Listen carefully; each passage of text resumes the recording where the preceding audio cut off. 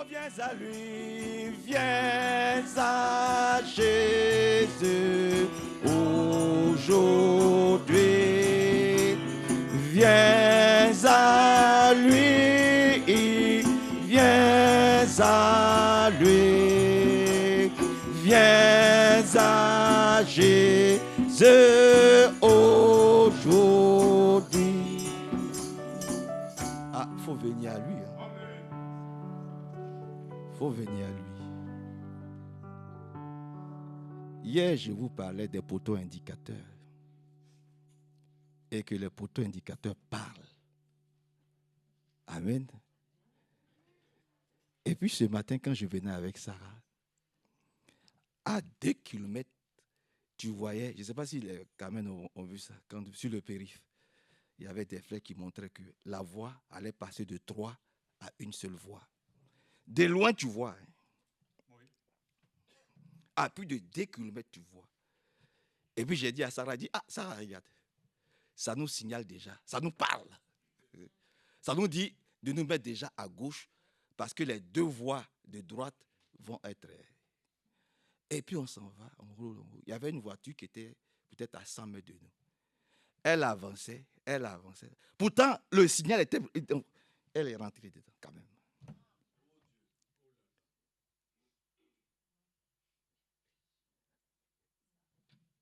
Les flèches sont grosses comme ça. C'est-à-dire, tu vois ça de loin, mais il n'a pas vu. Et soit il était sur son téléphone, soit il dormait. Bon, donc, oui. J'ai dit ça, c'est pas ce qu'on disait hier. Ouais.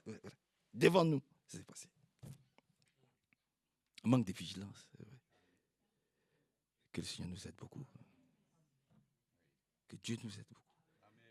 Il est rentré. Le temps qu'il se rend compte, il a voulu faire ça, mais quand même, il a pris. Ouais. Seigneur, aide-nous. Donc, nous, c'est la bonne nouvelle. Voilà. C'est l'évangile éternel. On dit avertissement, puis jugement. Donc, nous, le ministère que Dieu nous a confié, nous avertissons. Nous avertissons. Celui qui veut, il prend ça comme quelque chose de peur. Mais dans ce cas-là, vous ne pouvez pas écouter les prédications des frères Branham. C'est encore plus dur. C'est encore plus... C'était vraiment... Voilà, ça tape. Le ministère que Dieu nous a confié, c'est avertissement. Faisons attention. Faisons attention. Les temps sont proches. Le retour est imminent. Faisons attention. Et puis un autre vient. C'est-à-dire que, voilà, chacun a reçu un don particulier du Seigneur. Ce que je fais, Hervé, il ne fera pas pareil. Frère Franck, il ne fera pas pareil. Donc, permettez que j'exerce mon ministère comme Dieu me demande de l'exercer. Moi, j'avertis.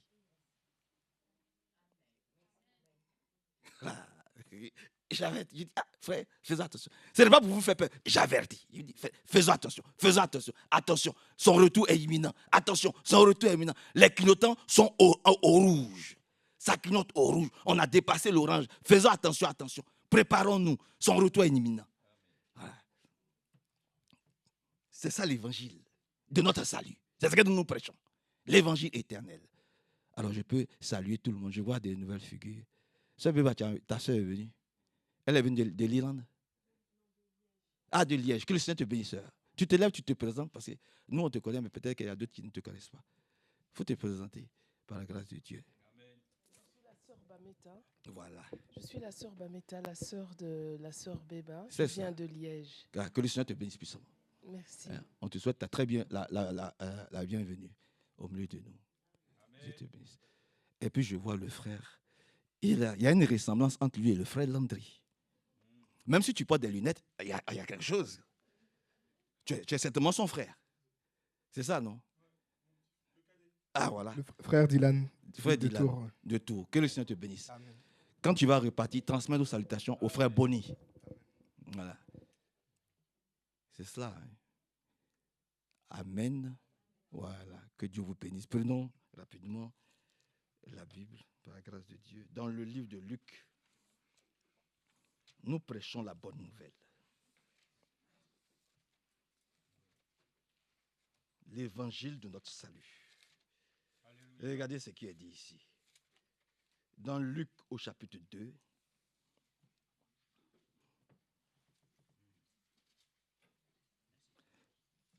dans le livre de Luc au chapitre 2, on peut commencer à partir du verset 8, Luc 2, 8. Ceux qui ont besoin de Bible, ne vous inquiétez pas, vous pouvez me voir, vous pouvez voir le frère Hervé, je vais vous en fournir. Amen. Si vous avez besoin de Bible, nous avons quelques Bibles, il n'y a pas de souci. Amen. Voilà. Dans le livre de Luc au chapitre 2, à partir du verset 8, il est dit, dans cette même région. Et puis, avant d'aller loin, permettez-moi de dire, je suis en train de voir si je peux trouver des Bibles à ma version là. Hein? Prions pour cela, pour que je suis en train de faire les démarches. Comme ça, ceux qui le veulent, je vais vous fournir ma version. Voilà. Que Dieu vous bénisse. Voilà. Pour ne pas que j'oublie cela. Donc, on continue. Par la grâce de Dieu. Il est dit dans Luc 2, dans cette même région, il y avait des bergers qui passaient la nuit dans les champs pour garder leurs troupeaux. Un ange du Seigneur leur apparut et la gloire du Seigneur les entoura de lumière. Amen. La gloire du Seigneur les entoure. C'est ce que nous voulons aussi, nous aussi, être entourés de la gloire du Seigneur. La lumière. Que la lumière du Seigneur chasse tout ténèbres en nous. C'est ce que en tout cas, c'est le désir de notre cœur. Parce que c'est la lumière qui chasse les ténèbres. Ce n'est pas le contraire. Que vraiment tout ténèbres soit chassé en nous, encore ce matin, sous l'écoute de sa parole. Il a dit, un ange du Seigneur leur apparut et la gloire du Seigneur les entoura de lumière. Ils eurent alors très peur. Mais l'ange leur dit, n'ayez pas peur, car je vous apporte une bonne nouvelle qui réjouira beaucoup tout le peuple. Cette nuit, dans la ville de David, est né pour vous un sauveur. Asseyons-nous. Cette nuit, dans la ville de David, est né pour nous un sauveur. C'est le Christ, le Seigneur. Il a dit, verset 12, et voici le signe qui vous le fera reconnaître. Vous trouverez un petit enfant enveloppé de l'ange et couché dans une crèche. Vous êtes là.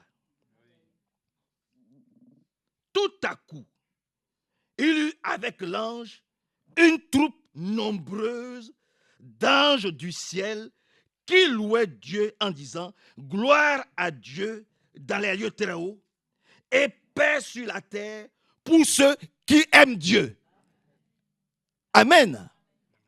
Ça veut dire que quand nous sommes ici, là, et puis nous chantons les cantiques, là, nous devons chanter les cantiques avec joie. Votre amen est faible. Nous devons chanter, nous devons louer Dieu de tout notre cœur. À gauche déployée. Parce que là-bas, ce n'est que ça qu'on va faire. C'est notre mission. La joie de notre salut, là, ça doit commencer ici, même dans l'église. Nous devons être tous joyeux. Je crois qu'on a déjà prêché de ça ici. La joie, là, c'est-à-dire que ça doit être visible. Mais qu'est-ce que nous constatons? Quand nous chantons les cantiques, c'est comme si, c'est comme si on nous obligeait. Non, le cantique doit manifester ta joie. Parce que chaque fois, même dans le monde, quand il y a des moments de réjouissance, mais c'est dans la danse et dans les chants. Tu te maries, c'est dans les chants, c'est dans la joie, c'est dans la musique. Chaque fois qu'il y a des musiques, ou qu'il y a des danses, ou qu'il y a de la... C'est-à-dire que tout se fait dans de la musique, dans des louanges. Le monde, ils ont les chants. Et puis l'église a aussi ses chants. Donc, lèvons-nous, réjouissons-nous. C'est pour ça que quand nous voyons la sœur Rebecca, nous voyons le frère, notre frère Billy Paul, mais cela nous réjouit. Lèvons-nous, chantons. Parce qu'on est appelé à ça. Vous comprenez? On est appelé à ça. C'est-à-dire qu'on reconnaît par là la bonne nouvelle que nous avons. Ça nous réjouit. Que Dieu nous aide. On ne peut pas chanter des cantiques. On ne peut pas être dans la maison de Dieu et puis être triste. Ce n'est pas possible. Ce n'est pas possible. Même quand la parole est dure, mais c'est pour te tailler. C'est-à-dire que c'est pour te faire. Il est en train de te façonner à son image. C'est cela. Il est en train de t'embellir. De la même façon que quand une femme, elle doit se marier, elle rentre dans le laboratoire. Elle va faire ses cheveux. Elle s'arrange pour être appréciée par son mari. De cette même façon-là, nous sommes dans le laboratoire aussi. En train de nous préparer. On va tirer un peu nos cheveux. On va tirer, mais tout ça, c'est pour nous améliorer. Acceptons. Que son beau nom soit loué, glorifié, exalté et célébré. Dans le psaume 68, et nous allons laisser la place au frère Hervé. Dans le psaume 68, il a dit aussi quelque chose là-bas. Dans le psaume 68, permettez que je le trouve rapidement. Dans le psaume 68,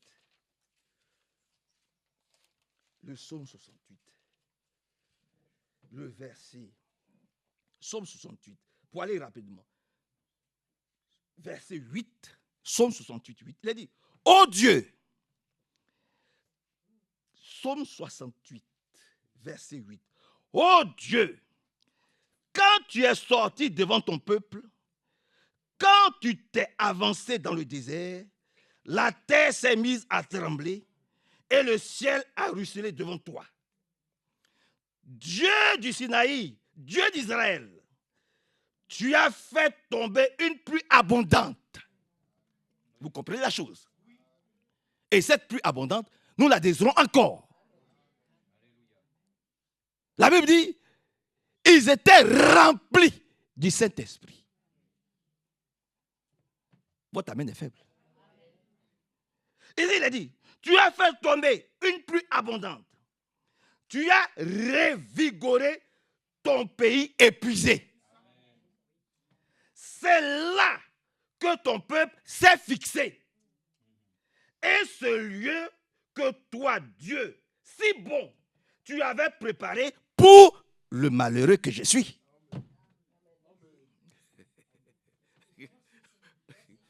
On dirait qu'ils n'ont pas tous compris la chose. Alléluia. Méditez ça. Oh, c'est trop profond. Nous allons nous arrêter là, comme c'est une parole d'introduction. Priez Dieu pour comprendre. Psaume 68, à partir du verset 8. Oh, c'est trop profond, frère. Comprends la pensée. Au nom du Seigneur Jésus-Christ. Et que Dieu nous bénisse ce matin. Et qu'il nous fortifie. Aujourd'hui, l'action se transporte à Jérusalem. Ça, c'est sûr. Regardez ce qui se passe à Jérusalem, frère. Et vous comprenez ce que Dieu est en train de faire au milieu de l'église aujourd'hui. Vous savez, c'est très profond. Par la grâce de Dieu. Le lieu de présence divine. Dieu s'est déporté aujourd'hui dans l'église. Et il est en train de faire un travail profond. Il est en train de nettoyer. Il est en train de purifier. Et il va déverser son esprit en abondance. C'est une réalité. Parce que vous voyez comment Israël est pressé actuellement. Oh, comprenez le psaume 68, frère. Père, nous remettons tout dans tes mains. Soit avec nous, soit avec ton serviteur, notre frère Hervé. Nous sommes nombreux aujourd'hui. Et nous voulons que tu nous parles encore. Nous voulons être nourris. Déjà, nous savons que tu le fais. Bénis-nous encore. Contrôle-nous. Oui, que cette manne fraîche se laisse descendre sur chacun d'entre nous et que nous puissions assimiler, nous puissions comprendre ce que tu fais au milieu de nous, comment tu nous prépares, comment tu nous façonnes, comment tu fais en sorte que nous puissions être à ton image et que quand tu nous vois, tu te vois. Bénis tes enfants, bénis ton peuple au nom de Jésus-Christ. Amen. Merci mon frère, que Dieu nous bénisse effectivement richement dans le nom de Jésus-Christ, notre Seigneur bien-aimé. Voilà, il nous était mentionné que dans un cantique a été chanté « Dieu en nous », alors que c'est Dieu avec nous. Ben vous savez, le Dieu de l'Ancienne Alliance, c'est le Dieu du Nouveau. Et c'est Christ en nous, l'espérance de la gloire. Alors, bien sûr, nous le croyons, beaucoup de cantiques ont été écrits dans les temps anciens, et des fois nous les chantons, comme vous vous rappelez souvent, mon âme bénit l'Éternel. Bon, ok, nous louons le Seigneur, c'est vrai, mais dans le fond, nous sommes heureux que Dieu puisse bénir toute son œuvre. Donc, voyez-vous, ne cherchons que simplement à pouvoir être dans l'Esprit du Seigneur, en Jésus-Christ. Et c'est vrai que Dieu a été au-dessus des hommes, parmi les hommes, et après, il est venu habiter en nous. Hein? Donc, nous savons que l'Esprit de Dieu habite en nous et nous sommes vraiment très heureux pour cela. Gloire à Dieu. Bon, que le Seigneur soit remercié. Je me suis habillé comme un petit nœud papillon ce matin, ce n'est pas pour me donner un genre, mais c'est parce que je suis invité au mariage. Amen. Voilà, je suis invité à un mariage, donc j'ai été obligé de me mettre ainsi. Et le frère Manassé aussi est invité. Oui. Amen. Qui voudrait venir avec nous? Amen. Vous avez compris ce mariage? Donc nous nous préparons à cela. Nous nous réjouissons. Et nous sommes heureux de pouvoir le dire, les noces de l'agneau sont annoncées. Et nous avons part au festin.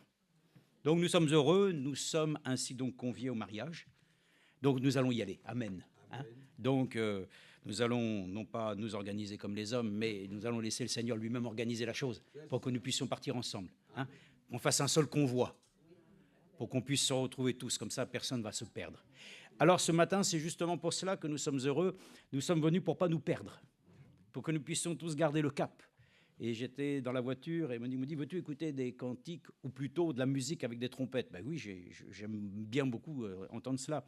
Ça me rappelle quand je jouais de la trompette et tout. Et à un moment donné, c'était une musique militaire, voilà, disons d'apparence.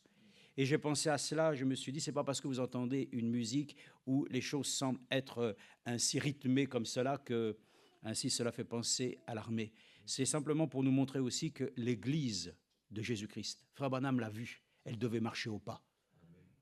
Et pour marcher au pas, il faut une musique militaire. C'est comme ça que moi j'ai appris. On m'a dit d'abord, premièrement, il faut marcher au pas. Frères et sœurs, apprenons à marcher au pas. Avec la musique militaire qui n'est pas celle des hommes, pour que nous puissions lutter et combattre contre des ennemis que nous n'avons pas. Mais la musique de Dieu est une musique céleste. Et ce que nous entendons, c'est ce que nous avons entendu ce matin. Et tout ce que nous avons chanté doit nous appeler à pouvoir aussi marcher au pas. Moi, j'aime cela parce que c'est vrai que quand on entend comment Frère Branham a expliqué la chose, qu'il a dit dans la première partie de sa vision, l'Église était conduite par une sorcière. Ça fait peur. Mes frères et sœurs, nous ne sommes pas conduits par des sorciers, nous sommes conduits par le Saint-Esprit. Et c'est ça qui doit, ce matin, nous réjouir, que nous sommes réellement conduits par l'Esprit de Dieu. Alors, le frère l'a dit aussi, concernant les signes, j'ai repensé aussi le message, le frère l'a dit, les feux rouges sont clignotants. Frère Branham a prêché ce message, le signal rouge de sa venue. Heureusement que même des fois, nous avons l'occasion d'écouter des messages de Frère Branham. Parce que le frère l'a dit tout à l'heure, dans le fond, lui-même ayant parlé ainsi de Balaam, ce n'était même pas un message de Frère Franck, c'était un message de Frère Branham. Donc nous sommes reliés à l'esprit prophétique. Amen. Attention, hein, nous ne sommes pas liés simplement avec l'esprit de Frère Franck, nous sommes liés avec l'esprit du Seigneur, qui lui-même nous lie à l'esprit prophétique. C'est pour ça qu'il est écrit, nous faisons bien de porter attention à la parole prophétique. Donc c'est l'esprit, frères et sœurs, prophétique. Et Frère Branham lui-même nous a accordé la grâce de pouvoir ainsi nous permettre d'écouter le conseil de Dieu. Bon, Frère Franck lui-même, il a prêché aussi ces choses, voilà, et nous sommes à la suite. Donc, c'est l'Esprit du Seigneur qui nous inspire et nous sommes très heureux. Donc, Frère Branham a prêché ce message, le signal rouge de sa venue. Mais beaucoup ne l'ont pas compris, je l'avais déjà dit ici. les signes qui sont utilisés aux États-Unis ne sont pas forcément les mêmes qu'en Europe. Mais on sait très bien que le rouge, ça veut dire stop, ou ça veut dire danger. Alors là, je peux vous le dire, à la SNCF aussi, nous savons que le rouge, c'est une couleur d'avertissement, c'est une couleur essentielle. Bon, ça veut dire quoi? Ça veut dire que simplement, en Europe, lorsque les feux rouges sont d'une manière présentée, par exemple, dans les ports, ce n'est pas la même chose qu'aux États-Unis. Mais Frère Branham nous a montré que nous devons porter attention au signal que le Seigneur nous présente. Et lui-même le dit simplement que là-bas, lorsque les gros bateaux vont rentrer dans le chenal, pour pouvoir se repérer, ils doivent observer le signal rouge. Parce que c'est le signal rouge qui est très important. Parce qu'à un moment donné, ils envoient 3. Et là, lorsqu'ils envoient 3, ils ne sont pas du tout dans la ligne. Mais plus ils avancent, plus soudainement, de 3, ils n'en voient plus que 2, pour ensuite n'en voir que 1. Et ils disent, quand ils ne voient qu'un seul feu, ils savent qu'ils sont sur la ligne. Et c'est pour ça que nous avons pensé, que Frère Madame l'a montré en disant, quand les gens voient encore Père, Fils et Saint-Esprit, il y a un problème. Nous ne devons voir qu'entre Père, Fils et Saint-Esprit, un seul et unique Dieu. Amen. C'est comme cela qu'alors nous pouvons avancer d'une manière sûre. Et nous l'avons entendu, les gens disent qu'ils ont le Saint-Esprit, qu'ils ont été baptisés du feu d'en haut. Et pourtant, lorsqu'on leur prêche les Écritures, ils deviennent arrogants. Et ils deviennent même ainsi à notre égard, comme si nous étions leurs ennemis. Donc, remercions le Seigneur que nous puissions avoir ce matin des signes authentiques. J'ai pensé le signe de Jonas. Ça, c'est un signe authentique. Il demandait un autre signe, mais le Seigneur l'a dit, vous n'aurez rien d'autre. Vous voulez un autre signe ce matin? Il n'y a pas besoin d'un autre signe. Hein. Nous avons le signe authentique. Et aujourd'hui, comme dans les temps passés, le signe, c'était le sang. Et aujourd'hui, c'est le Saint-Esprit. C'est le sceau de Dieu. Mais c'est quoi? C'est le sang où il y avait la vie qui s'est répandu dans notre vie par le Saint-Esprit. Donc, voyez-vous, nous n'avons pas besoin d'autre chose, si ce n'est simplement d'être réconfortés ce matin, d'être réellement affermis dans ses voies. Parce que nous n'avons rien de spécial à dire, c'est vrai, mais Dieu a toujours quelque chose à dire. Et nous savons qu'ainsi, lorsqu'il parle toujours d'une manière ainsi bénéfique.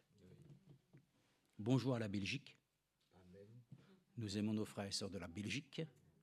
C'est un petit pays aussi francophone et nous aimons ainsi tous nos bien-aimés là-bas. Que le Seigneur les bénisse richement dans le nom de Jésus. Amen. Le frère nous a lu ainsi ces choses merveilleuses. Nous attendons la pluie d'arrière-saison.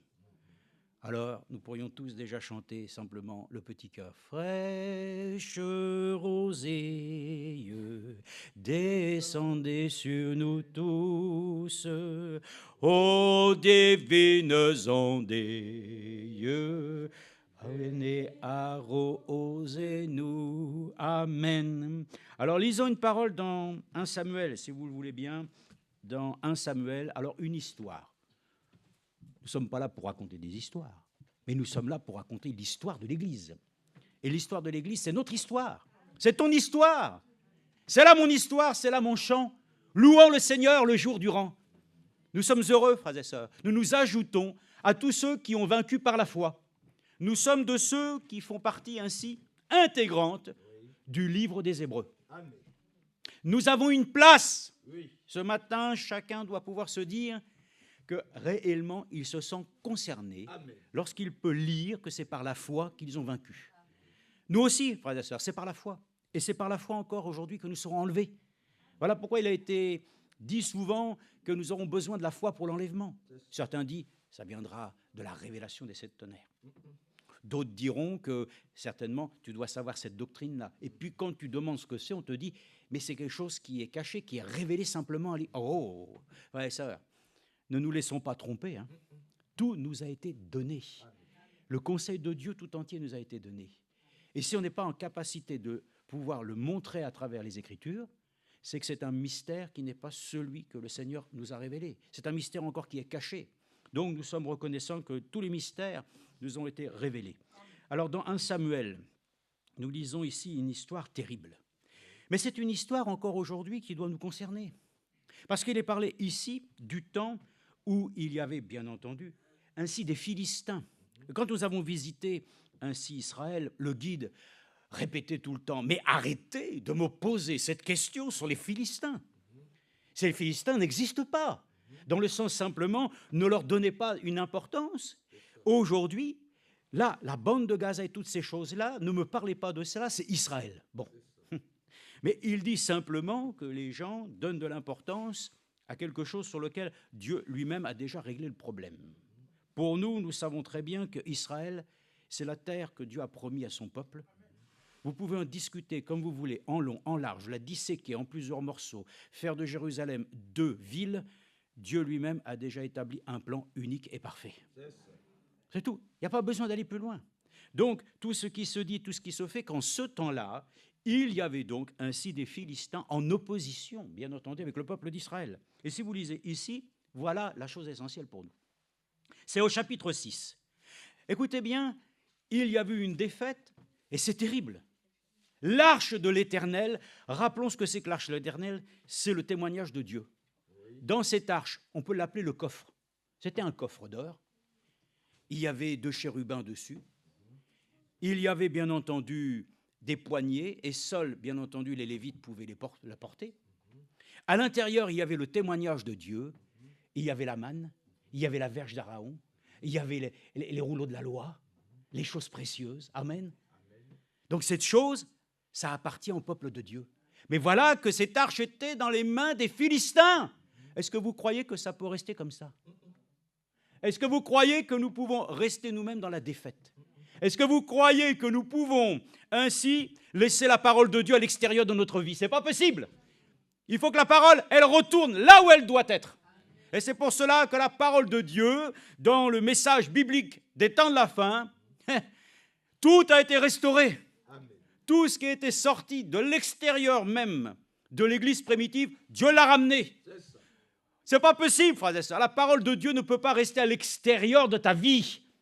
Si tu t'es éloigné ce matin de sa présence, il faut retourner, mais de la bonne manière. Il y en a qui piétinent les choses de Dieu. Ils font beaucoup de mal, le frère l'a dit, pensant que pendant des années, ils vont prouver qu'ils ont raison. Ils combattent l'Église, comme Paul. Mais un jour, le Seigneur, dans sa grâce, l'a touché. Et je crois dans la grâce de Dieu ce matin. Pour que celui-même qui a fait des erreurs, le frère l'a dit, qu'il le reconnaisse, nous nous associons aussi pour qu'il puisse repartir. Qu'il puisse reprendre, frères et sœurs, le flambeau. Nous ne devons même pas tenir compte des erreurs. C'est ça, frères et sœurs. Le sang de l'expiation efface toutes nos transgressions. Nous devons trouver dans notre cœur une place pour que l'amour divin trouve réellement ainsi son essence à travers ce que nous allons voir, la nature de Jésus-Christ qui nous a tout pardonné. Est-ce que vous voyez ainsi dans votre vie le Seigneur, d'un seul coup, lorsque tu sens que tu n'as pas bien fait, te reprocher ton passé? Ce n'est pas possible. Mais nous sommes toujours enclins à nous rappeler des choses du passé. Mais lui, il a tout oublié. Que Dieu nous accorde la grâce. Que toutes les choses, en tout cas, qui sont extérieures et qui doivent être à l'intérieur, que Dieu le restaure ce matin. Voilà, donc c'est important ici. L'arche de l'Éternel demeura 7 mois dans le territoire des Philistins. C'est beaucoup, n'est-ce pas? Mais qu'est-ce qui s'est passé pendant ce temps? Écoutez, frères et sœurs, même si des gens veulent s'octroyer une certaine gloire, quand la gloire de Dieu est destinée à ses enfants, les autres ne pourront pas en bénéficier. Même si tu prends, par exemple, des valeurs, et j'ai pensé à cela, les Juifs ont été spoliés. On leur a tout pris. Il leur restait rien. On les a même ainsi conduits dans des camps pour pouvoir ainsi ne plus jamais entendre parler d'eux. 6 millions de Juifs qui ont été ainsi tués. Et donc on a voulu utiliser leurs biens pour pouvoir... Regardez ce qui se passe aujourd'hui. C'est eux qui sont encore aujourd'hui rétablis. Dieu les a ramenés à nouveau. Ils ne pouvaient pas rester dans la diaspora. Ils avaient été vraiment tous dispersés, mais le Seigneur, selon la parole d'Ézéchiel, devait les ramener sur des ailes d'aigle, les avions, qu'Ézéchiel ne pouvait pas décrire autrement. Il n'a pas pu dire ainsi dans la parole, j'ai vu des Airbus 320. ou des Boeing 737.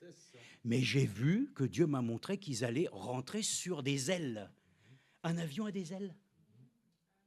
Heureusement, hein, parce que s'il n'y a plus d'ailes, là, ça devient dangereux. Hein.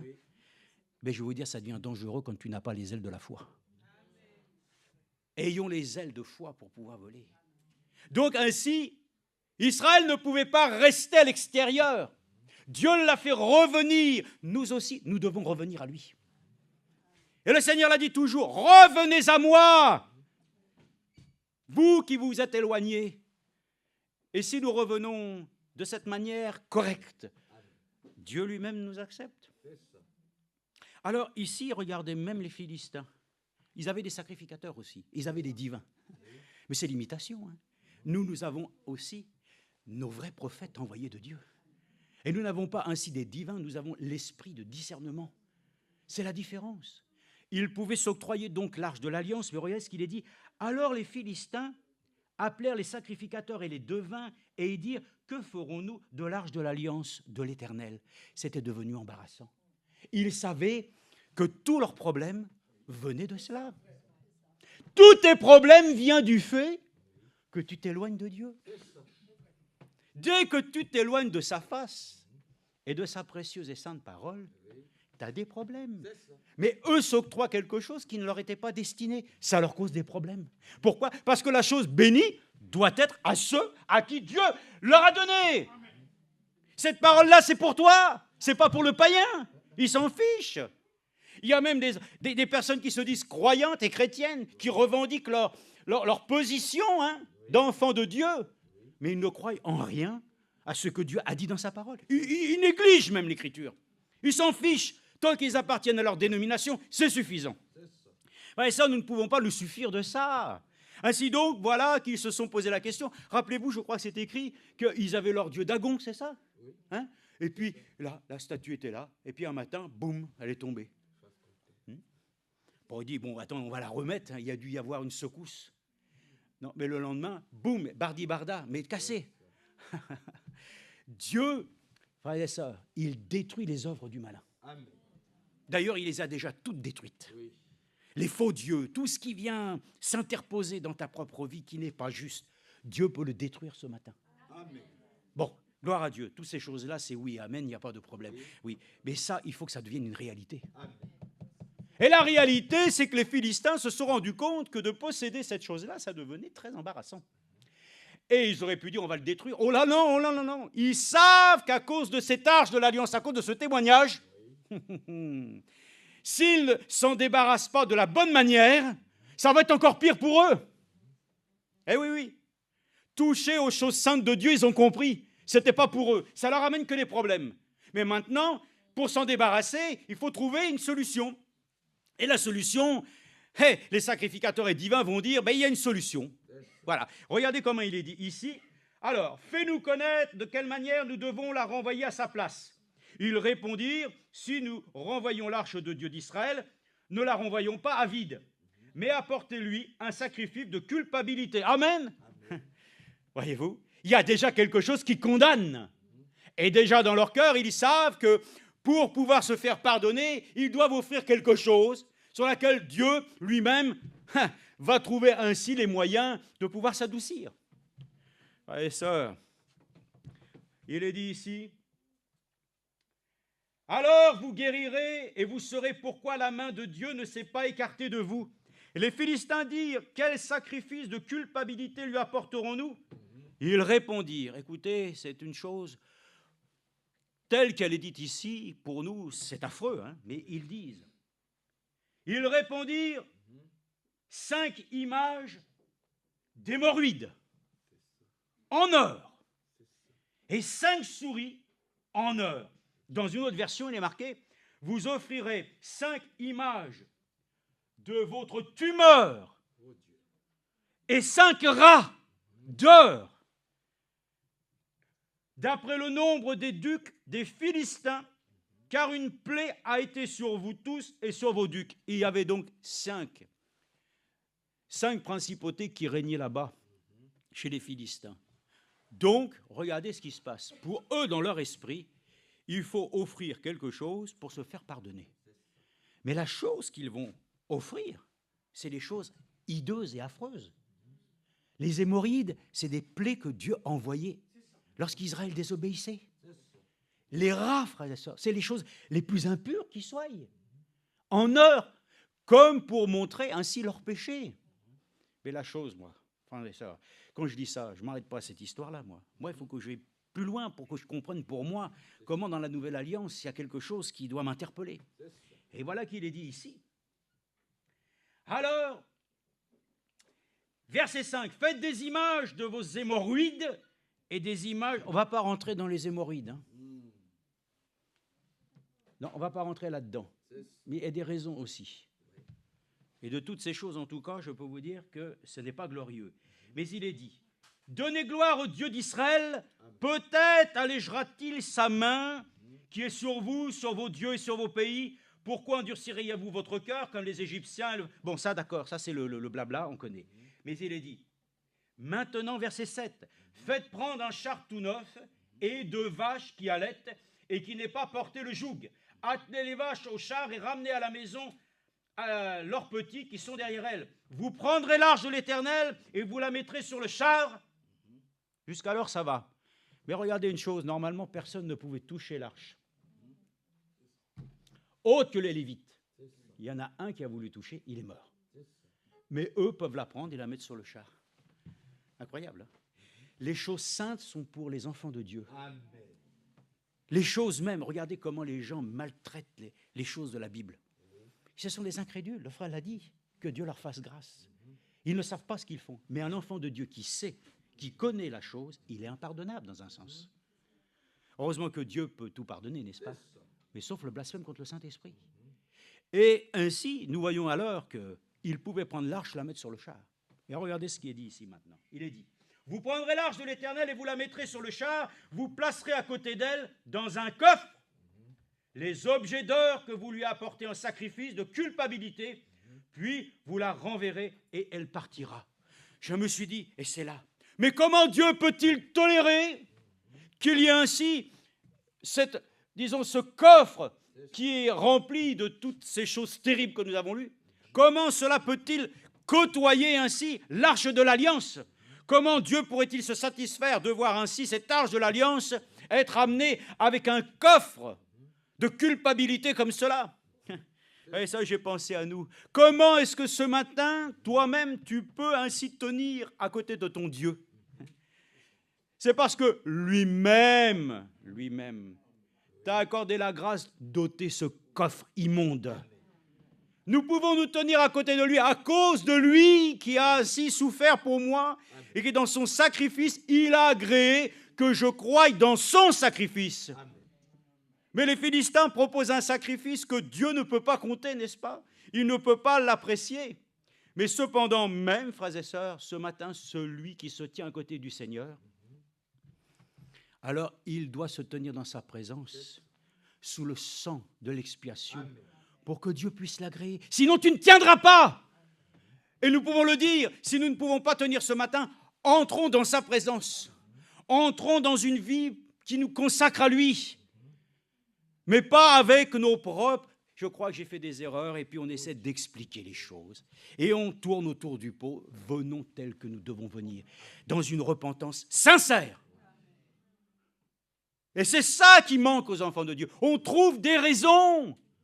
Et on dit, j'ai mal fait, je te demande pardon Seigneur. Mais si je l'ai fait, c'est parce que c'est à cause d'eux. Ne trouvons pas de fausses raisons. Si nous revenons au Seigneur ce matin, si nous nous approchons de lui, venons avec un cœur repentant, par laquelle nous demandons pardon au Seigneur. Et je ne dis pas, oui, mais néanmoins, c'est à cause de l'autre. C'est à cause de moi. C'est moi-même qui m'ai mis dans cette situation. Je suis né dans l'iniquité. Alors je pourrais dire, mais c'est de la faute d'Adam et de Ève. Hein? Oui, quelque part. Mais nous ne nous dédouanons pas de notre responsabilité. Ce matin, frères et sœurs, nous ne sommes pas là pour nous présenter devant le Seigneur avec nos propres offrandes. Nous n'avons pas besoin de nous sacrifier nous-mêmes. Nous avons besoin de présenter l'offrande agréable à Dieu. Nous avons besoin que le sang de l'agneau puisse réellement nous couvrir de tous nos péchés. Ainsi donc, Réellement, le regard ainsi doit se porter vers Jésus. Et quand on regarde Jésus, frères et sœurs, on ne regarde pas le Seigneur en disant « oui, je le regarde », mais « oui, Seigneur, je te regarde ». Et ayons le courage de le regarder. Comme le frère l'a dit, nous devons le voir face à face. Nous devons ainsi pouvoir le contempler. Donc, ainsi, il est dit qu'il y avait donc sur ce char 2 coffres. C'est une horreur. Mais frères et sœurs, regardez maintenant ce qu'ils ont dit un peu plus loin. Et ils ont dit, maintenant, le coffre, il est là. Les 2 bœufs vont partir. Et puis maintenant, si c'est réellement cette chose-là qui nous a nui, Dieu va s'arranger pour que le char lui-même, il est directement en Israël. Alors ils ont laissé le char partir. Et les 2 bœufs, et il dit, les 2 bœufs n'ont eu qu'une seule destination. Comme le frère l'a dit, Balaam hier, l'ânesse, elle a vu une chose, elle s'est déviée. Mais là, ils n'ont pas eu besoin de... Ils ont une seule destination. Et il dit, regardez, il disait, mais ils vont toujours droit. Oui. Aucune chose ne les a fait dévier. Amen. La chose qui doit retourner à Dieu ne sera jamais déviée, frères et sœurs. La chose doit arriver ainsi par des voies saintes de Dieu, pas par des choses tortueuses et compliquées. Nous devons retourner à lui par la seule voie que Dieu lui-même a suscitée, Jésus-Christ. Ainsi donc, il est dit ici, regardez bien, le char arriva, verset 14, dans le champ de Josué de Beth-Shemesh et s'y arrêta. Il y avait là une grande pierre. On fendit le bois du char et l'on offrit les vaches en holocauste à l'Éternel. Les Lévites descendirent, l'arche de l'Éternel, amen. Là, ce n'était pas n'importe qui, les choses devaient redevenir dans l'ordre. Quand on revient au Seigneur, on se place dans l'ordre de Dieu, dans l'ordre divin. Quand on revient au Seigneur, on se replace dans les conditions bibliques. On ne vient pas pour refaire encore son cinéma. On doit revenir et se laisser à nouveau façonner comme Dieu le souhaite. C'est important. Et il est dit, les Lévites descendirent l'arche de l'Éternel et le coffre qui était avec elle et qui contenait les objets d'or. Ils les posèrent sur la grande pierre. Les gens de Beth-Shemesh offrirent en ce jour des holocaustes et des sacrifices à l'Éternel. Amen. Ils ne se sont plus occupés de l'autre, ils se sont occupés de la chose essentielle. Donc nous sommes heureux parce que nous comprenons une chose. Il y a là quelque chose qui identifie ce qui est la chose essentielle pour le peuple d'Israël. C'est de disposer du témoignage de Dieu dans leur pays. Et moi je vous dis, la chose qui doit nous identifier ce matin, c'est d'avoir le témoignage de Jésus-Christ dans notre vie. Amen. Si l'arche de l'Alliance est à l'extérieur du pays où Dieu veut bénir son peuple, non seulement c'est une malédiction pour les autres, mais c'est aussi une malédiction pour ceux qui ne le reçoivent pas. Donc c'est important pour nous ce matin que cette arche, ce témoignage, parce que Jean le disait, qu'il était sur l'île de Patmos à cause du témoignage de Jésus. Et c'est à cause du témoignage de Jésus que nous sommes là ce matin. Que ce témoignage que nous devons lui rendre soit un témoignage juste et vrai. Alors que le Seigneur nous accorde la grâce de nous laisser à nouveau ainsi. Laisser la parole de Dieu revenir pleinement dans notre cœur pour qu'elle nous accorde la grâce de faire ce qui est juste.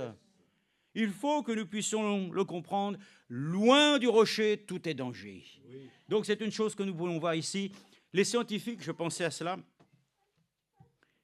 les scientifiques disent que Dieu n'existe pas, pour certains. Mais comme nous avons vu, certains scientifiques ont prouvé et montré que Dieu est vivant. Il y a une confrontation. Mais regardez un peu. Quand le Seigneur nous dit qu'il nous a prédestinés dans son amour, qu'il nous a élus avant la fondation du monde, c'est parce que lui-même, il est l'omniscient, l'omniprésent, l'omnipotent. Il voit les choses à la fin.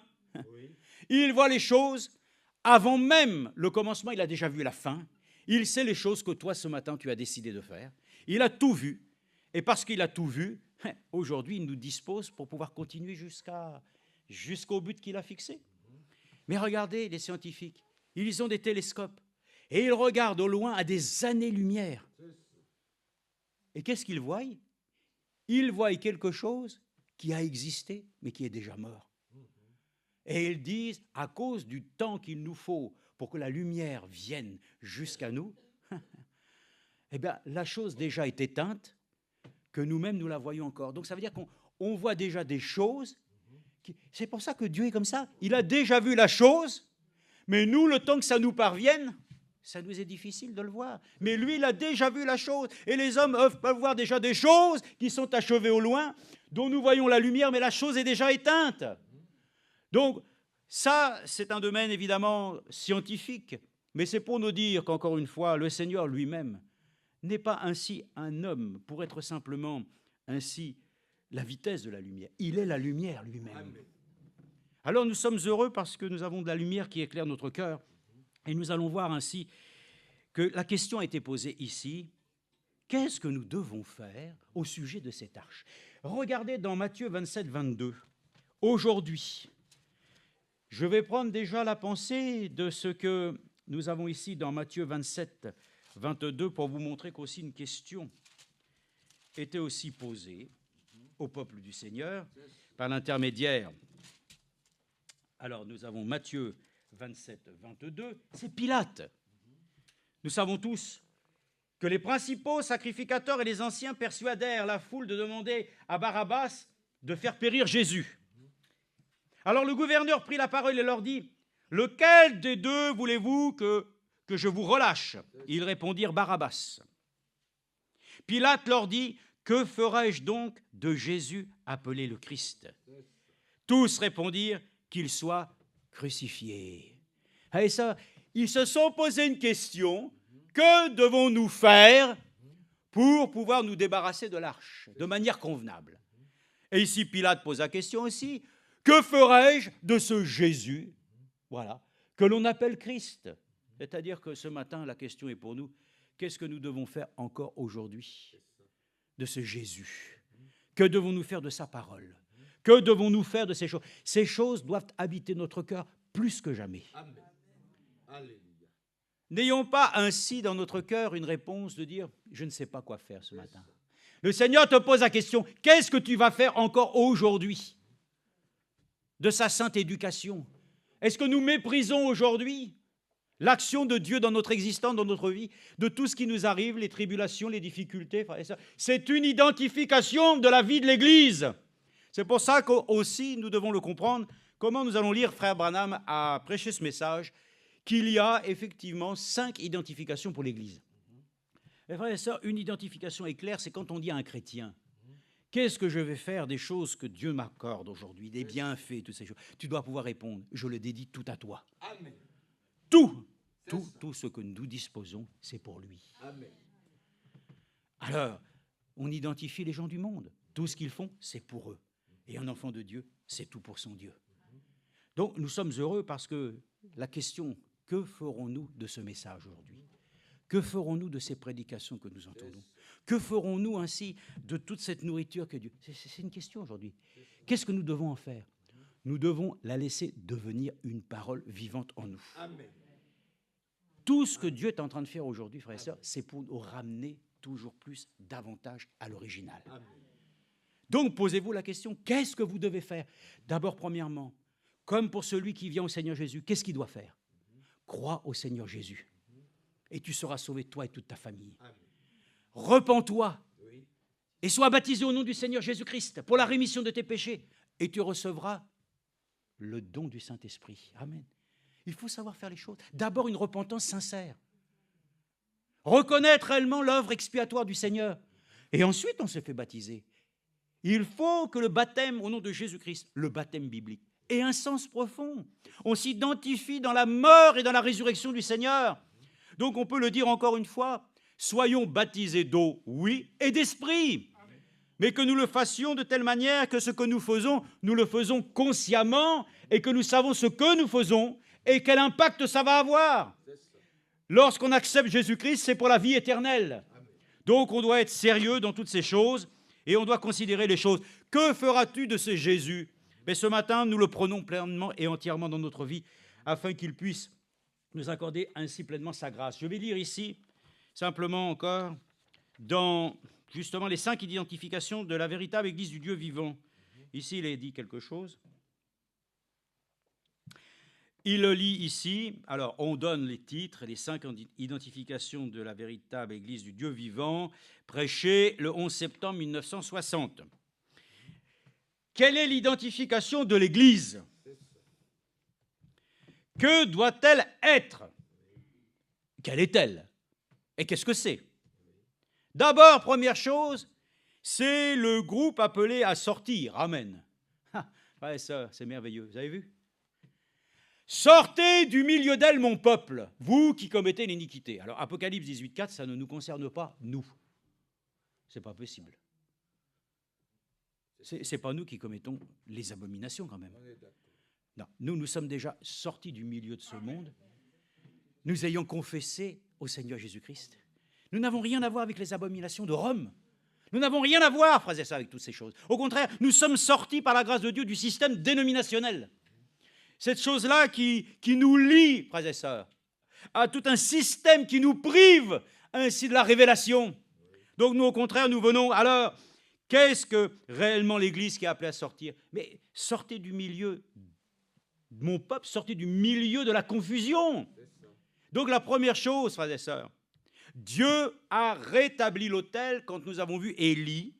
Élie a rétabli l'autel, et pour toutes ces choses-là, frère Branham lui-même a été dans le même contexte, parce que le même esprit a fait la même chose. C'est l'esprit d'Élie. Il est venu et il a rétabli l'autel du Seigneur. Toutes les doctrines, toutes les choses qui avaient été complètement déplacées, il les a replacées. Bon, avec l'aide de Dieu, ce n'est pas lui. Mais Dieu lui a mis dans son cœur de pouvoir exercer ce ministère prophétique afin que tout ce qui avait été déplacé soit replacé de la bonne manière.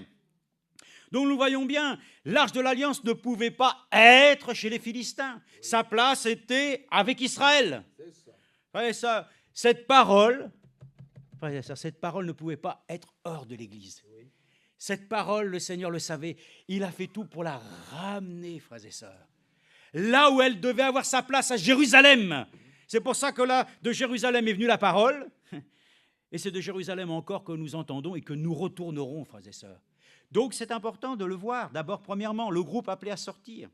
Nous sortons de la confusion pour retourner, frères et sœurs, à l'enseignement primitif, l'Église apostolique. Amen.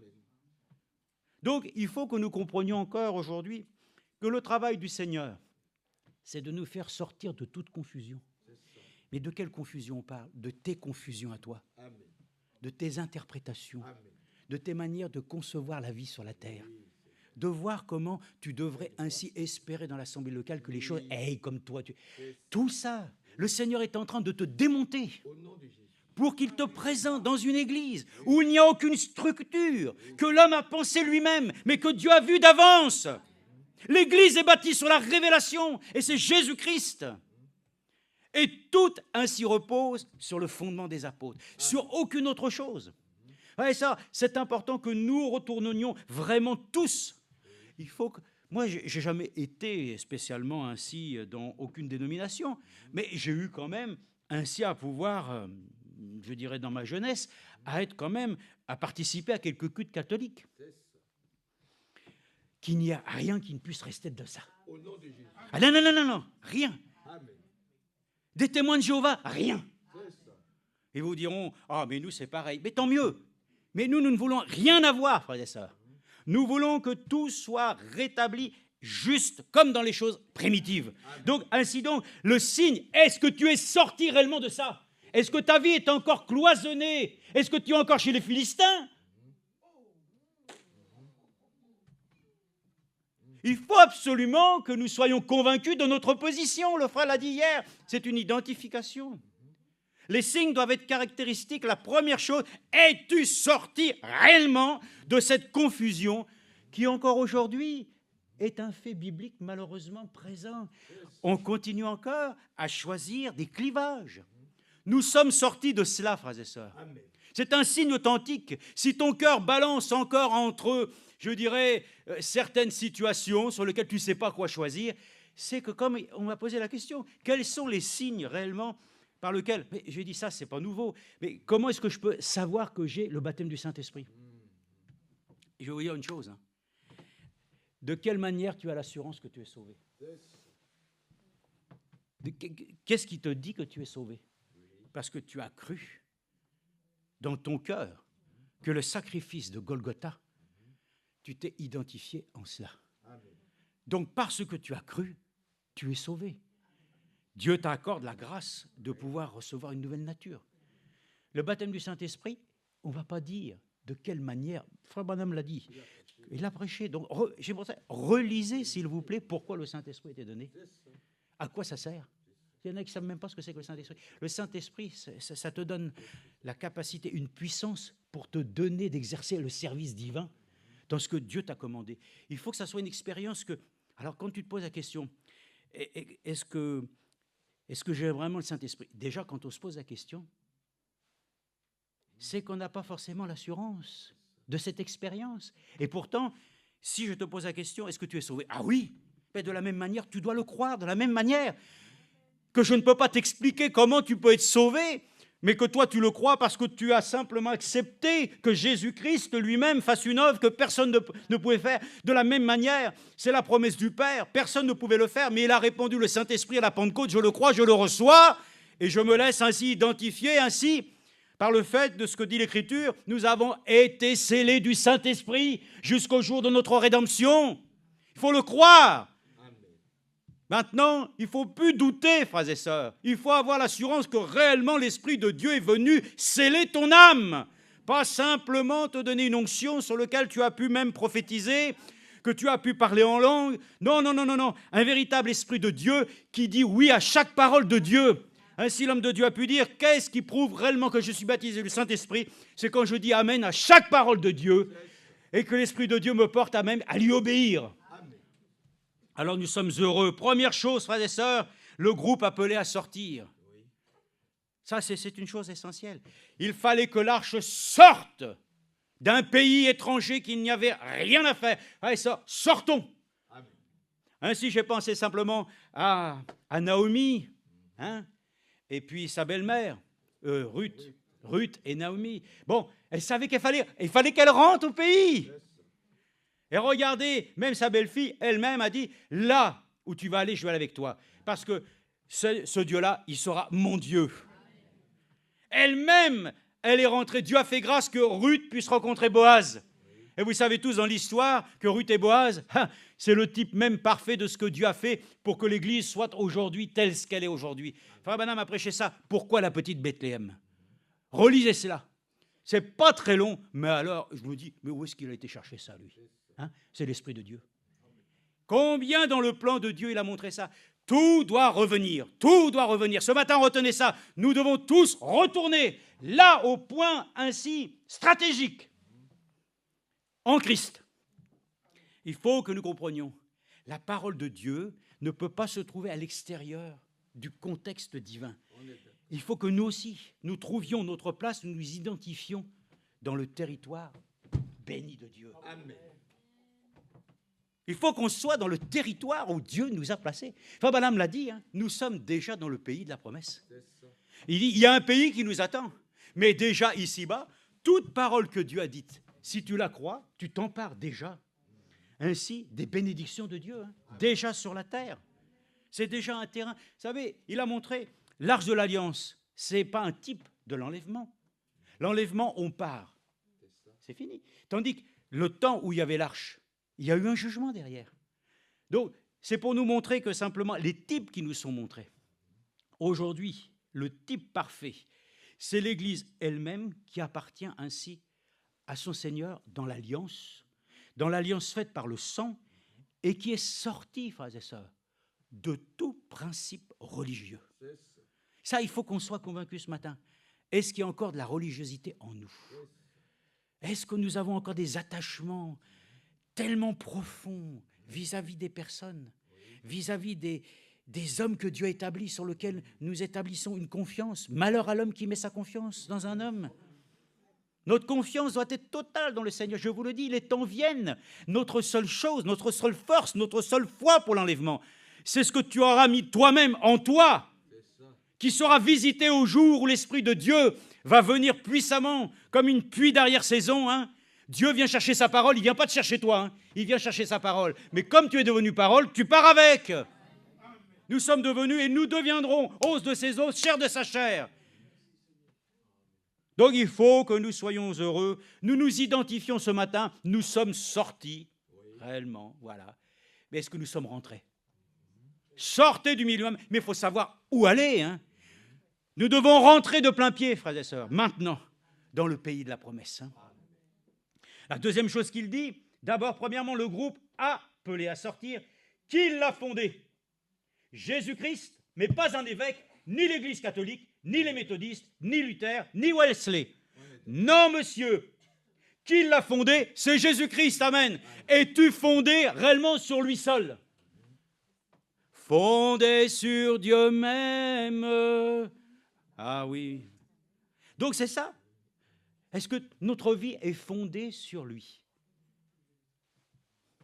Nous avons encore beaucoup de choses sur lesquelles nous nous appuyons, n'est-ce pas? Ils vont nous accorder la grâce. Alors j'ai retrouvé une note qui avait été mise dans cette brochure. Je pense que ça doit être Monique, je ne sais pas. Je l'ai lu et je me suis dit, tiens, qu'est-ce qu'elle a marqué? Il est dit, l'Église, c'est le peuple de Dieu qui a été appelé à sortir du monde pour servir dans un autre royaume. J'ai dit ça, il dit, ben, c'est pas mal ça. Hein. Le royaume messianique où Christ est roi. Alléluia! Voilà notre espérance. Aujourd'hui, nous sommes enclins à vraiment nous dire, nous sommes prêts pour partir. Et il a dit, c'était marqué comme ça, ce corps mystique a commencé à Pentecôte. Et c'est un royaume de témoins qu'il est vivant et c'est Jésus-Christ qui l'a fondé. Amen. Amen. Ça, ce sont de bonnes notes, frères et sœurs. Quand on médite la parole, on doit retenir la chose essentielle. Et on doit pouvoir se dire, alors, maintenant que j'ai lu ça, est-ce que moi-même, je me sens réellement concerné? Est-ce que je suis réellement sorti? Est-ce que réellement le Seigneur m'a accordé la grâce de retourner réellement dans cette position initiale qu'il a fondée Jésus-Christ? Maintenant, quel est son message? Oh, voilà, là. Troisième signe d'identification. Qu'est-ce que nous prêchons? Le frère l'a dit. On ne peut pas prêcher simplement ce qui vous conviendrait, ce que vous aimeriez. En fait, ce que nous prêchons, ce sont les choses qui ont été prêchées par Paul. Ainsi, frère Branham a dit, j'ai prêché les choses de Paul. Frère Franck a prêché les choses de frère Branham. Nous prêchons les choses de frère Franck. On va dire, il y a un décalé. Non, parce que ce que nous prêchons du dernier, c'est la même chose qui a été prêchée en début. Donc voilà la jonction, ainsi, des choses qui sont merveilleuses. Nous sommes ainsi conduits par le Seigneur à pouvoir le croire. Nous prêchons encore la repentance.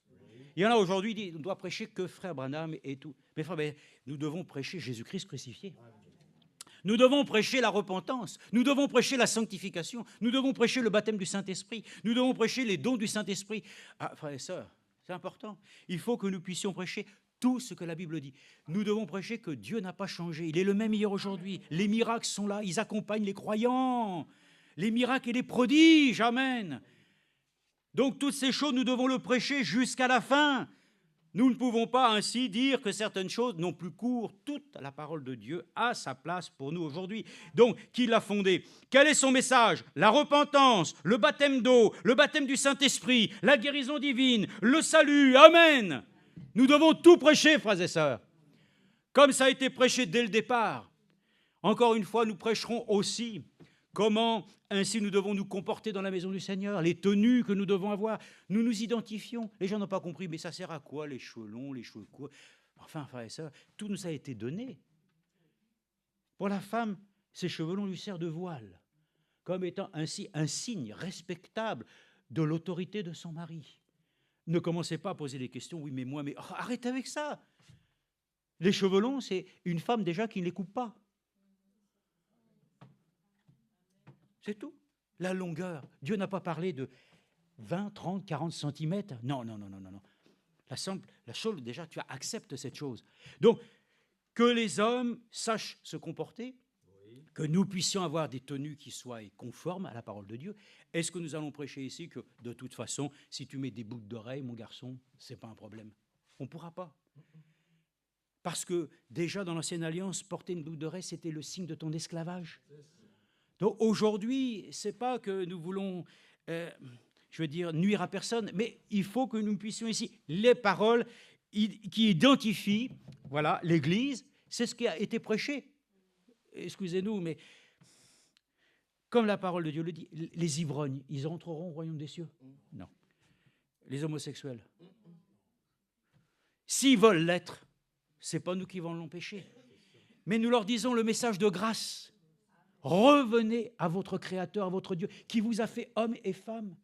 Maintenant, effectivement, nous sommes là, on dirait, nous n'avons rien contre personne. nous prêchons simplement l'évangile du salut. L'évangile, c'est ça notre identification. C'est de dire ce que Dieu a souhaité pour l'humanité. Si tu veux être différent, considère les choses peut-être sous un angle nouveau, mais pour nous, nous ne pouvons pas dire autre chose. Mais néanmoins, le Seigneur peut te faire grâce et nous prierons pour toi si tu le veux. Qu'est-ce que vous voulez? C'est difficile. Mais c'est ça notre identification. On ne peut pas ainsi prêcher quelque chose d'autre. Et il est dit ainsi, alors, comment en devenons-nous membres? Ah, ça c'est merveilleux, hein? Comment? Tu dois naître de nouveau. Amen. En y naissant, amen. Et comme il a été dit, un nouveau-né, il est bébé, puis après il grandit. Oui. Donc c'est pour cela que nous sommes très heureux. Si tu es né de nouveau, le processus de Dieu, tu le retrouves dans l'épître de Pierre. Dans l'épître de Pierre au chapitre 1, où il est écrit, le principe même, c'est la croissance. De pouvoir permettre ainsi de parvenir à la stature de l'homme parfait. Amen. Donc nous devons prêcher la stature de l'homme parfait.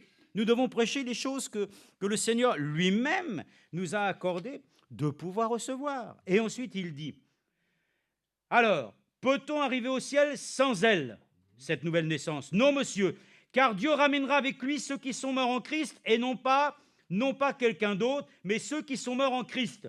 Jésus vient pour ceux qui sont morts en Christ. Éphésiens chapitre 4 dit que, non, c'est Galates, je pense que c'est au chapitre 4 où il est dit que Dieu ramènera avec lui ceux qui sont morts en Christ. Dieu ramènera avec lui ceux qui sont morts en Christ. Amen. Ce message que nous entendons aujourd'hui, c'est encore une mort à nous-mêmes. Hein. Tous les jours, le Seigneur nous accorde la grâce de mourir un peu plus à nous-mêmes. Hein.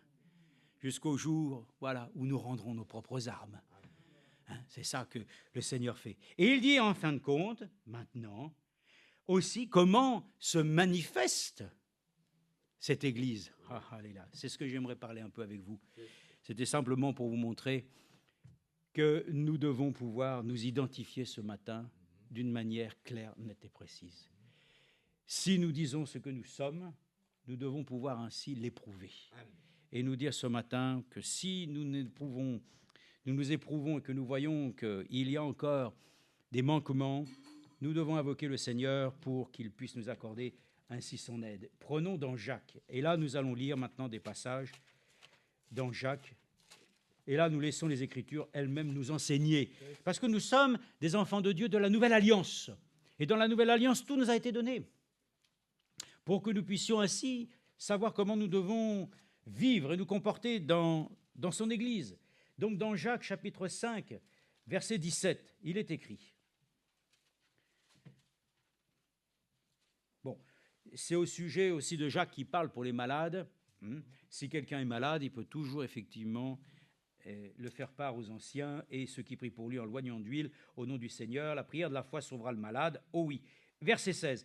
Confessez donc vos péchés les uns aux autres et priez les uns pour les autres, afin que vous soyez guéris. La prière agissante du juste a une grande efficacité. Amen. Élie était un homme de même nature que nous. Amen.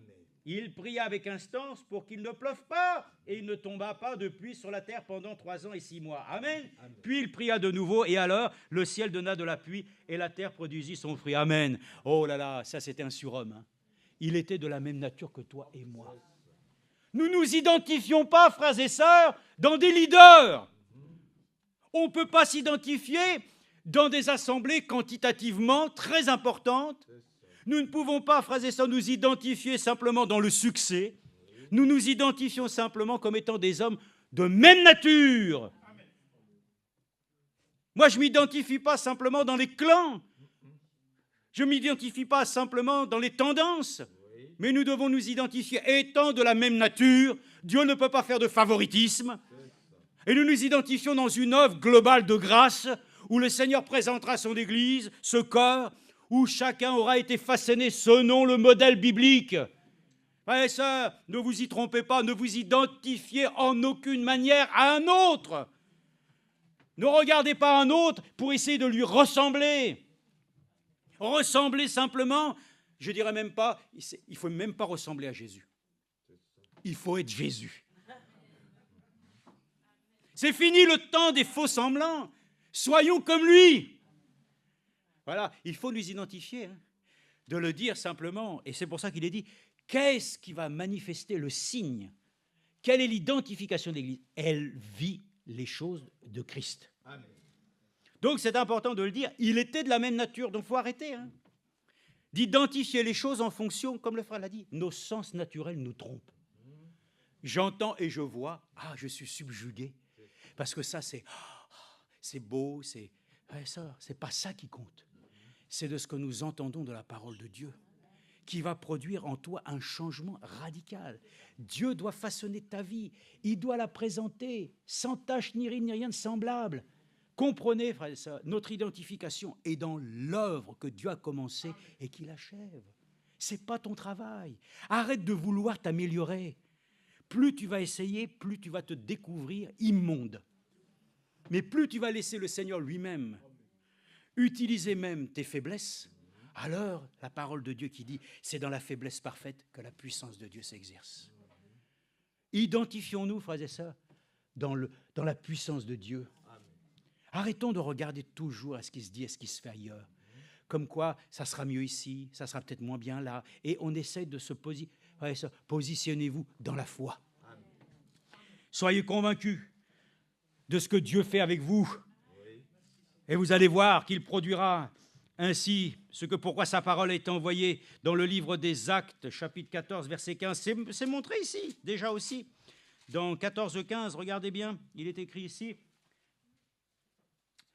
Il est dit, les apôtres, verset 14, Barnabas et Paul l'apprirent, déchirèrent leurs vêtements et se précipitèrent au milieu de la foule en criant aux hommes, « Pourquoi faites-vous cela? Nous sommes nous aussi des hommes de même nature que vous, et nous vous annonçons comme une bonne nouvelle qu'il nous faut vous détourner de ces vanités et vous convertir au Dieu vivant qui a fait le ciel, la terre, la mer et tout ce qui s'y trouve. » Amen.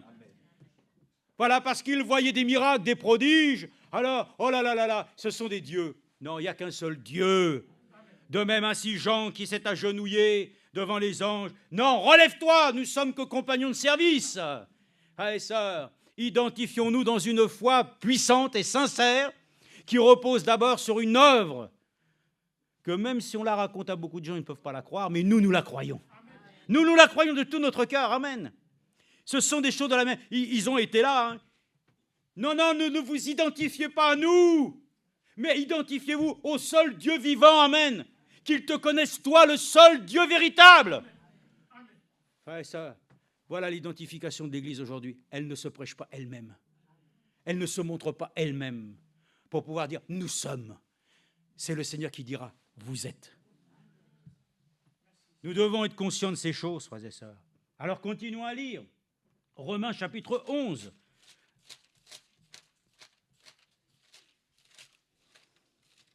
Romains chapitre 11, verset 11, jusqu'à plus loin. Je dis donc, ont-ils trébuché afin de tomber? On parle du peuple d'Israël. Certes non, mais par leur chute, le salut a été donné aux païens afin de provoquer leur jalousie. Or, si leur chute a été la richesse du monde et leur défaite la richesse des païens, combien plus en sera-t-il ainsi de leur complet relèvement? Amen. Dieu va les relever, hein. Il a fait des promesses. Mais nous remercions le Seigneur que par leur désobéissance, Dieu nous a accordé la grâce de posséder ainsi un salut qui nous a été donné gracieusement.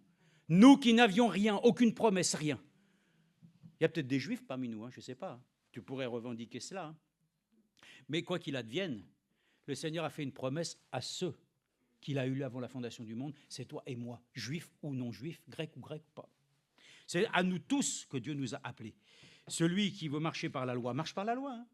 Mais nous voulons marcher par la grâce. Il n'y a plus ni juif ni grec. Il y a pour nous une seule chose, une seule race, la race élue, celle qui avance avec certitude dans les voies du Seigneur. Alors il est dit, je vous dis, païens, en tant qu'apôtre, des païens, moi, je glorifie mon ministère, afin, s'il est possible, de provoquer la jalousie parmi ceux de ma race et d'en sauver quelques-uns. Alors, si leur mise à l'écart a été la réconciliation du monde, que sera leur réintégration, sinon une vie d'entre les morts? Or, si les prémices sont saintes, la pâte l'est aussi. Et si la racine est sainte, les branches le sont aussi. Mais si quelques-unes des branches ont été retranchées, et si toi, olivier sauvage, tu as été greffé à leur place, et si tu as participé à la racine et à la sève de l'olivier, ne te glorifie pas aux dépens des branches. Si tu te glorifies, sache que ce n'est pas toi qui portes la racine, mais c'est la racine qui te porte. Amen. Identification. Je sais qui me porte ce matin. Je sais que si des branches ont été coupées, que le Seigneur, dans sa grâce, nous a ainsi hantés, je dois d'abord reconnaître qui est la racine. Et je peux vous dire ce matin, je ne m'identifie pas simplement avec le temps et les années, pensant que parce que nous avons maintenant un peu d'expérience, que nous sommes devenus ainsi meilleurs que quiconque. Personne n'est meilleur que quiconque. Personne ne peut dire que pour lui-même, il peut être quelqu'un de plus, je dirais, honorable qu'un autre. Nous sommes tous honorables aux yeux de Dieu. Nous nous identifions dans un seul corps. Ici, il doit y avoir un seul lien qui nous unit, Jésus-Christ. Ne nous considérons plus comme nous devons nous considérer, simplement comme des hommes et des femmes qui sont faillibles, mais considérons-nous comme des fils et des filles de Dieu qui ne se glorifient pas aux dépens des branches. Et ça, je ne peux pas me glorifier aujourd'hui de dire « Je te remercie Seigneur de ne pas être avec ces dénominations. » Dans ces dénominations, il y a des enfants de Dieu. Hein. Il y en a des vrais, hein. Même chez les catholiques. Hein. Bon, ils sont mal enseignés. Bon, puis le Seigneur, c'est toute chose. Mais toi qui t'as appelé, qui es-tu pour permettre ainsi de prétendre que tu es quelque chose ainsi qui serait plus grand que ton Dieu? Frères et sœurs, veillons à cela, identifions-nous dans la simplicité de Dieu. Ce n'est pas toi qui portes la racine, mais c'est la racine qui te porte. Tu diras donc, des branches ont été retranchées afin que moi je sois greffé. Fort bien, elles ont été retranchées à cause de leur manque de foi. Et toi, tu subsistes par la foi. Amen. Frères et sœurs, c'est la foi qui nous tient. Hein. Si tu n'es pas identifié simplement ce matin que c'est par la foi, c'est par la foi qu'Abraham offrit son fils. C'est par la foi que Sarah aussi a pu enfanter. C'est par la foi, frères et sœurs, qu'ils ont tous vaincu des royaumes. C'est la grâce que Dieu nous fait, hein, d'avoir foi en lui. Si tu n'as pas foi en lui ce matin, tu n'es pas identifié comme un croyant. Tu te dis croyant, mais un croyant doit s'identifier. Simplement que Dieu lui a fait grâce de pouvoir croire dans cette parole. Alors fort bien, elles ont été retranchées à cause de leur manque. N'aie pas de pensée hautaine, mais de la crainte. Car si Dieu n'a pas épargné les branches naturelles, il ne t'épargnera pas non plus. Considère donc la bonté et la sévérité de Dieu, sévérité envers ceux qui sont tombés, et bonté de Dieu envers toi. On est identifié comme une église véritable parce que nous nous laissons corriger et nous acceptons la correction pour que nous devenions conformes. Conformes, frères et sœurs. Il ne faut plus s'identifier dans une image globale, hein, sur laquelle, voilà, en quelque sorte, on se réconforte d'appartenir, voilà, à un ensemble de choses sur lesquelles je ne suis pas tout seul. Hein.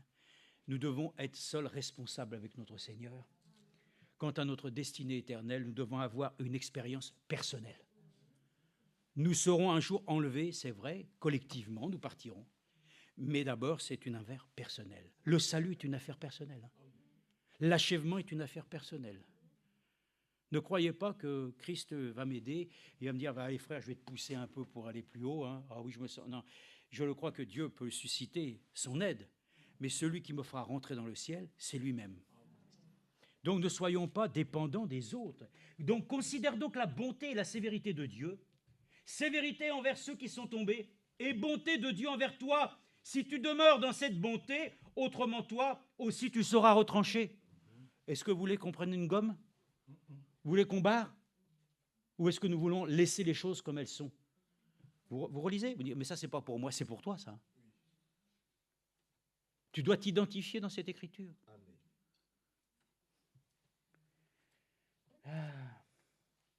Eux de même, s'ils ne demeurent pas dans l'incrédulité, ils seront greffés. car Dieu est puissant pour les greffer de nouveau. Amen. Tu peux tout recommencer avec lui. Dieu est capable ce matin encore de rétablir toute situation. Si toi, tu as été coupé de l'olivier naturellement, sauvage, et contrairement à ta nature, ah voilà, frères et sœurs, la nature, la vieille nature a été crucifiée. Hein. Si tu ne t'identifies pas comme mort au péché, et que tu penses encore que de toute façon, ainsi, le Seigneur lui-même ne t'a pas totalement ainsi renouvelé, au point, comme il est écrit, lui-même qui est le principe de la nouvelle création. Moi, je le crois du fond du cœur, je suis une nouvelle création en Jésus-Christ.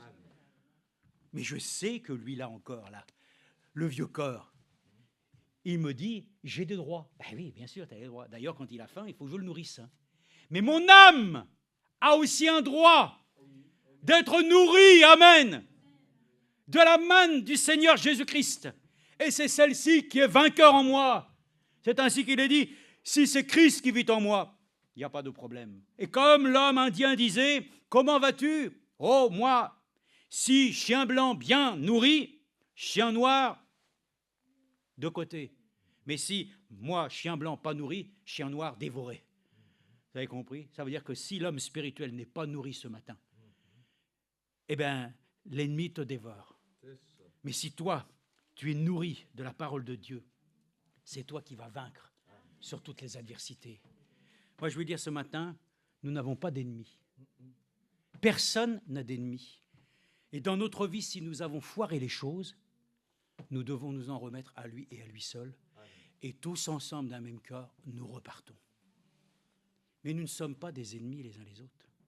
Nous sommes simplement, ainsi que des frères et des sœurs qui avons besoin de reconsidérer notre position dans le Seigneur. Nous sommes sauvés par grâce. Amen. C'est par grâce. Et il est dit ici, si toi tu as été coupé de l'olivier naturellement sauvage et contrairement à ta nature, greffé sur l'olivier franc, à plus forte raison, eux seront-ils greffés selon leur nature sur leur propre olivier. Car je ne veux pas, frère, que vous ignoriez ce mystère afin que vous ne regardiez pas comme sages, que vous vous regardiez comme sages. Il y a endurcissement partiel d'Israël jusqu'à ce que la totalité des païens soit entrée. Amen. Et ainsi tout Israël sera sauvé. Alors tout Israël, hein, mais en Israël là-bas, tous les Juifs ne sont pas ainsi tout Israël. Hein. Non, mais Dieu connaît les siens aussi. Hein. Ainsi le libérateur viendra de Sion, il détournera de Jacob les impiétés, et telle sera mon alliance avec eux lorsque j'ôterai leurs péchés. Amen. En ce qui concerne l'Évangile, oui, aujourd'hui, ils sont ennemis à cause de vous. Mais en ce qui concerne l'élection, ils sont aimés à cause de leur Père. Alléluia. Voyez-vous, identification, identifiez les choses qui concernent Israël et identifiez-vous dans l'histoire de l'Église qui vous concerne. Il y en a qui mélangent tout. Je me rappelle, il y avait un frère, il était là, mais il fait toutes les fêtes de l'Éternel. Voilà. Et puis en même temps, il dit, moi je fais les deux. Non, frère et sœurs, lorsqu'on est dans la Nouvelle Alliance, toutes les fêtes anciennes, en Christ, tout est déjà accompli. Hein. Donc, frère et sœurs, identifions-nous. Nous ne sommes plus serviteurs. Nous devenons l'Église épouse. Et c'est important que nous identifions notre vie comme aujourd'hui. Comme ceux qui avons été, c'est vrai, rachetés à un grand prix. C'est un privilège que Dieu nous a donné. Mais ça ne nous donne aucun droit de pouvoir être insolents, de pouvoir être prétentieux. Que Dieu nous accorde la grâce, frères et sœurs, de nous laisser ainsi avec un cœur humble pour que nous puissions nous identifier comme le Seigneur l'a été, doux comme un agneau. Et je vais terminer avec le caractère divin de Dieu. Voilà, nos natures. Écoutez, j'avais noté beaucoup de passages, mais déjà le temps est tellement passé qu'on verra plus tard. Mais enfin, bon, bref, il est dit simplement dans 1 Corinthiens chapitre 10, 1 Corinthiens chapitre 1, verset 10.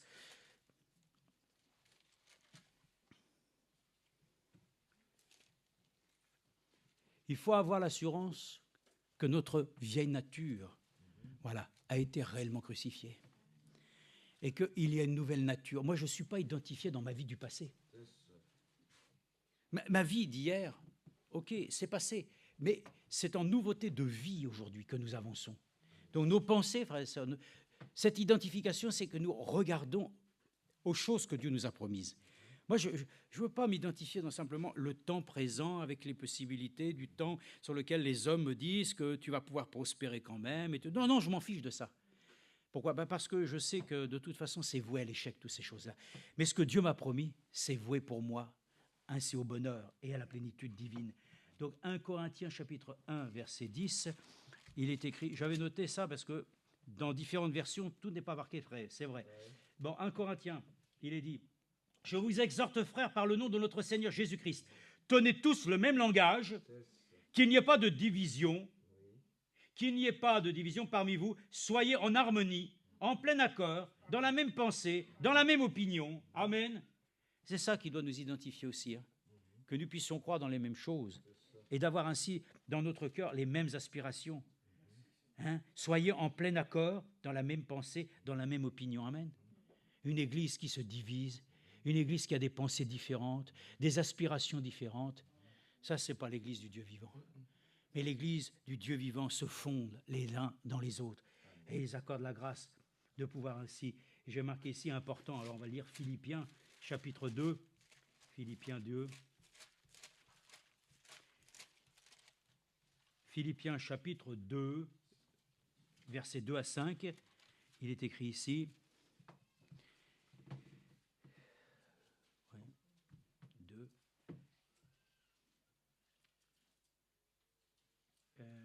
Verset 2, oui. Mettez le comble à ma joie afin d'avoir une même pensée. Ayez un même amour, une même âme, une seule pensée. Ne faites rien par rivalité ou par vaine gloire, mais dans l'humilité, estimez les autres supérieurs à vous-même. Que chacun de vous, au lieu de considérer ses propres intérêts, considère aussi ceux des autres.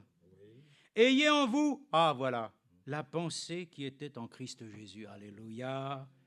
Le caractère, amen. Il faut s'identifier dans le caractère du Seigneur. Moi, je m'identifie dans le caractère de... J'ai entendu, c'est vrai. On a dit frère Franck, vraiment, il a manifesté l'amour. Mais gloire à Dieu. Mais je dis simplement, dans sa vie, il a eu la même vie aussi que tout le monde. Il a eu aussi une vie où il a appris. Hein. Il a appris aussi l'obéissance. Hein. Il a appris aussi à pouvoir devenir, avec le temps, voilà, un bon témoin. Mais moi, je n'ai pas envie de ressembler à frère Franck. Je n'ai pas envie de ressembler à frère Branham. Encore une fois, nous voulons avoir la pensée de Christ. C'est l'esprit. Et que chacun soit ce qui doit être, différent des uns des autres. Chacun est comme ceci, l'autre a un caractère un peu comme ci. Mais Dieu l'utilise. L'essentiel, c'est que nous arrivons par la pensée de Christ à former un seul cœur, un seul corps, une seule et unique entité. C'est ça notre identification. Que nous puissions dire, ils sont un avec moi, et nous-mêmes nous sommes un dans une même foi. Mais il est dit, ayant-vous la pensée qui était en Christ Jésus, lui dont la condition était celle de Dieu, il n'a pas estimé comme une proie arrachée d'être égal avec Dieu, mais il s'est dépouillé lui-même, en prenant la condition d'esclave, en devenant semblable aux hommes, après s'être trouvé dans la situation d'un homme, il s'est humilié lui-même, devenant obéissant jusqu'à la mort sur la croix. Mais pourquoi aussi? Dieu l'a souverainement élevé et lui a donné le nom qui est au-dessus de tout nom, afin qu'au nom de Jésus, tout genou fléchisse dans les cieux, sur la terre et sous la terre, et que toute langue confesse que Jésus-Christ est Seigneur, à la gloire de notre Dieu. Amen. Amen. Et moi je le confesse. Amen. Je confesse que Jésus-Christ est Seigneur. Amen. Alléluia. Je m'identifie dans cette vérité, dans cette réalité. Terminons Hébreux 4.12, dernier passage.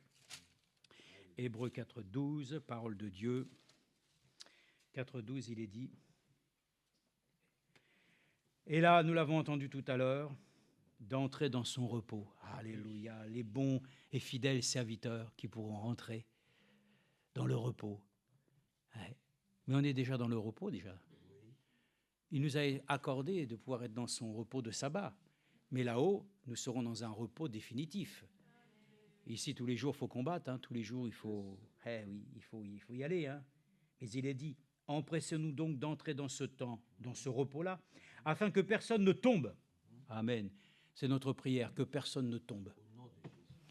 Bien sûr que même si nous tombons, il va nous relever. Mais je n'ai pas envie de me faire mal. Non, inutilement. Hein. Demandons à Dieu qu'il nous garde vaillants, que personne ne tombe en suivant le même exemple de désobéissance. Car la parole de Dieu est vivante et efficace, plus acérée qu'aucune épée à double tranchant. Elle pénètre jusqu'à la division de l'âme et de l'esprit, des jointures et des moelles, et elle juge des sentiments et des pensées du cœur. Amen. Il n'y a aucune créature qui soit invisible devant lui. Tout est mis à nu et terrassé aux yeux de celui à qui nous devons rendre compte. Amen. Et le verset donc 12, car la parole de Dieu est vivante et efficace, plus acérée qu'aucune épée à double tranchant. Elle pénètre jusqu'à la division de l'âme et de l'esprit, des jointures et des moelles. Elle juge des sentiments et des pensées du cœur. Amen. Que le Seigneur nous accorde sa grâce de pouvoir ainsi comprendre que la parole de Dieu ne peut se trouver que là où Dieu a souhaité qu'elle soit. Eh bien, je sais où elle doit être. Elle doit être dans mon cœur, elle doit être dans ton cœur. Que Dieu fasse tout pour qu'elle revienne. Et si nous nous sommes éloignés, accordons-nous la grâce de revenir avec le seul sacrifice que Dieu agrée. Le seul sacrifice, c'est Jésus-Christ. Il ne faut pas chercher à tourner autour du pot. Hein. On revient à lui de la bonne façon et on s'identifie, amen, au plan de salut et de rédemption que Dieu a fait. Notre identification, nous l'avons lu, Frère Branham a dit, nous sommes nés de nouveau par le principe de la nouvelle naissance. Nous nous laissons identifier par celui qui est le seul fondateur de l'Église. C'est sur cette révélation que je bâtirai mon Église, amen. De quelle manière on y entre? Ben oui, en étant aussi baptisé du Saint-Esprit, en étant ainsi, et là je le dis, comment est-ce qu'elle se manifeste? Par le caractère divin.